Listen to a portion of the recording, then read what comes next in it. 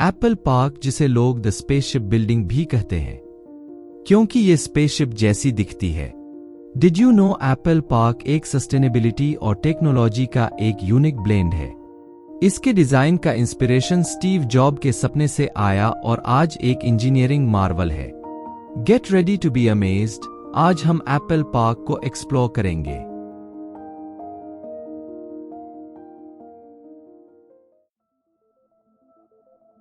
Steve Jobs हमेशा से environment को प्रमोट करते थे, जहां पर क्रिएटिविटी और कोलैबोरेशन को एनकरेज किया जाता था। उनका विजन था कि एप्पल पार्क एक ऐसा बिल्डिंग बनाया जाए जहां एम्प्लॉइज एक इंस्पायरिंग और प्रोडक्टिव एनवायरनमेंट में काम कर सके, जो इनोवेशन को बढ़ावा देता है। And we've come up with a design that puts 12,000 people in one building. Jobs का एक और की एस्पेक्ट ये था कि उन्होंने हमेशा सिंपलिसिटी और एलिगेंस को प्रेफर किया। उनका विजन था कि एप्पल पार्क का डिजाइन स्लीक और सोफिस्टिकेटेड हो, जो एक टाइमलेस अपील रखता हो। इन सब की शुरुआत होती है अप्रैल 2006 में। स्टीव जॉब्स ने क्यूपर्टिनो शहर की काउंसिल से कहा कि एप्पल ने एक नए कैंपस के लिए कुछ जमीन खरीदी है और इसकी प्लानिंग जॉब्स और उनके डिजाइनर जोनी आइव ने की थी। आइव को प्रोजेक्ट का डिजाइन करने का काम दिया गया। एप्पल ने जिस जगह पर जमीन खरीदी वहां पर पहले एचपी का ऑफिस हुआ करता था। उसके बाद एचपी पेलो अल्टो में शिफ्ट हो गए और एप्पल ने उस जमीन को खरीद लिया। हालांकि ये बात सीक्रेट रखी गई थी ताकि कंपटीटर्स को ये बात पता ना चले।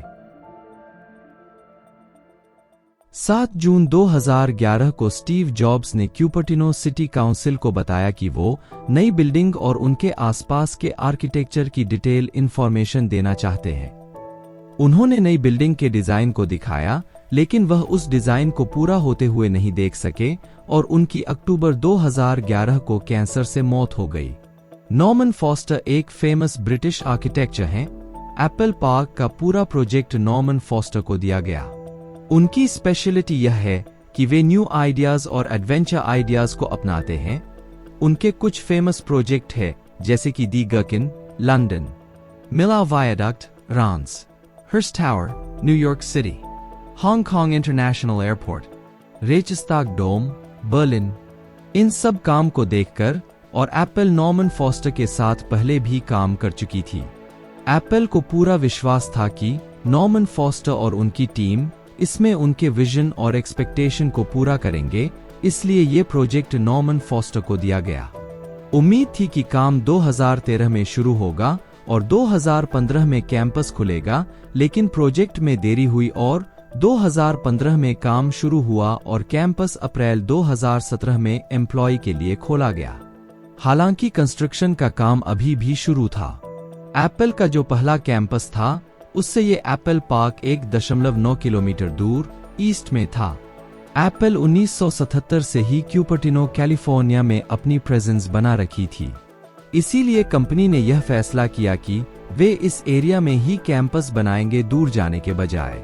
स्टीव जॉब्स ने जून 2011 में अपने मौत से पहले की अपनी आखिरी पब्लिक अपीयरेंस में ये कहा था, इसके बीच में खूबसूरत कोर्टयार्ड हैं और बहुत कुछ हैं। ये एक सर्कल शेप में है। ये सबसे सस्ता तरीका नहीं है कुछ बनाने का। एवरी सिंगल मिरर जो इस बिल्डिंग में होगा वह कर्व्ड होगा। हमारे पास दुनिया में सबसे अच्छा ऑफिस बिल्डिंग बनाने का एक मौका है। मुझे लगता है कि आर्किटेक्चर के स्टूडेंट यहां आकर इसे देखेंगे। ये एक रिंग शेप बिल्डिंग, जो ऊपर से यह बिल्डिंग एक परफेक्ट सर्किल दिखेगी। हर फ्लोर पर अंदर और बाहर की तरफ चलने के लिए एजेस खुले होते हैं।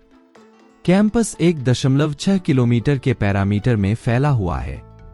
पार्किंग स्पेस को अंडरग्राउंड बनाया गया है।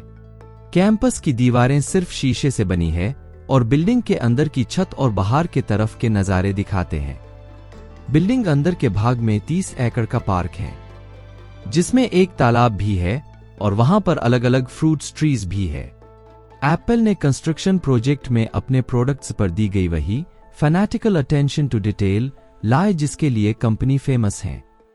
फर्नीचर के लिए इस्तेमाल होने वाला सारा इंटीरियर वुड, एक स्पेशल स्पीशीज के मेपल से प्रोसेड किया गया था और एप्पल ने डिजाइन्स और मटेरियल के लिए 19 देशों के कंस्ट्रक्शन कंपनी के साथ काम किया। 2011 में एप्पल पार्क का बजट $3 बिलियन से कम था। हालांकि 2013 में टोटल कॉस्ट $5 बिलियन तक पहुंच गई। बिल्डिंग में स्टीव जॉब थिएटर और फिटनेस सेंटर सभी LEED प्लेटिनम सर्टिफाइड है। अप्रैल 2018 में एक प्रेस रिलीज में एप्पल ने अनाउंसमेंट किया कि वह पूरी तरह से रिन्यूएबल एनर्जी में चल रहे हैं। कैंपस के छत पर लगाए गए solar panel 17 megawatt power generate कर रहे थे। एप्पल पार्क में अब 75% तक की पावर सोलर पैनल से आ रही थी। ये कैंपस दुनिया में सबसे बड़े सोलार छतों में से एक है। कैंपस में 7 कैफेज हैं। इसमें से सबसे बड़ा कैफे 3 लेवल का है, जिसमें 3000 लोग बैठ सकते हैं। स्टीव जॉब्स थिएटर, जो एप्पल के कोफाउंडर के नाम से जाना जाता है, यह एक अंडरग्राउंड ऑडिटोरियम है जिसमें 1000 लोग बैठ सकते हैं। यहाँ पर एप्पल के प्रोडक्ट्स के लॉन्चेस और प्रेस मीटिंग होती है। ऑडिटोरियम के ऊपर एक बड़े साइंड्रिकल शेप का लॉबी है, जहां से सीढ़ियां नीचे ऑडिटोरियम की तरफ जाती है।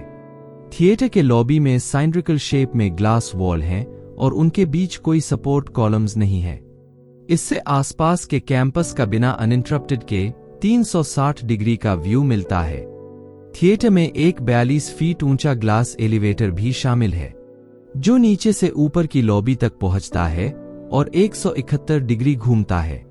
यह एलिवेटर टेम्पर्ड ग्लास से बना है और इसे दुनिया का सबसे tallest free standing glass elevator माना जाता है। कैंपस के नॉर्थ वेस्ट में फिटनेस सेंटर है, इसीलिए जिम के सामान के अलावा चेंजिंग रूम, लॉन्ड्री सर्विस और ग्रुप सेशंस के लिए कई फैसिलिटी है। कैंपस के साउथर्न एज पर 2 बड़े बिल्डिंग्स हैं, जो रिसर्च और डेवलपमेंट की फैसिलिटीज को प्रोवाइड करता है और इसमें 2000 लोग काम करते हैं। बिल्डिंग का टॉप फ्लोर इंडस्ट्रियल डिजाइन और ह्यूमन इंटरफेस टीम को मिलाकर एक डिपार्टमेंट को कंट्रोल करता है। पार्किंग अंडरग्राउंड में है, जिसमें लगभग 14,200 एम्प्लॉय के लिए जगह है। क्यूपर्टिनो के रेगुलेशन ने कम से कम 11,000 पार्किंग स्पेस की रिक्वायरमेंट्स को माना।